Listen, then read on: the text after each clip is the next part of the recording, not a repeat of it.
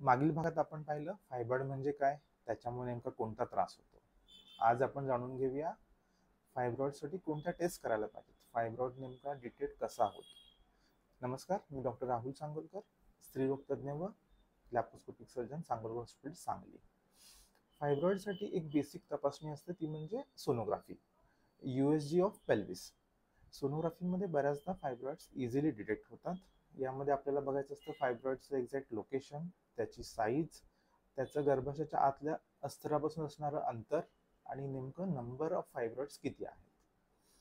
फायब्रॉइडसाठी कधी कधी जेव्हा काही शंका असतील तेव्हा MRI पेल्विस ही सुद्धा तपासणी करावी लागू शकते. MRI मध्ये आपल्याला फायब्रॉइडचं प्रॉपर मॅपिंग करणं शक्य होतं. जेव्हा एकापेक्षा जास्त प्रमाणात फायब्रॉइड्स असतील आणि सर्जरीचा निर्णय घ्यायचा असेल तर MRI द्वारे होणारं फायब्रॉइड मॅपिंग हे सर्जनसाठी अतिशय उपयोगी ठरू शकतं. ऑपरेशनचा प्लॅन करण्याच्या आधी आम्हाला MRI पेल्विस हा फार जास्त प्लॅनिंगसाठी उपयोगाला येऊ शकतो.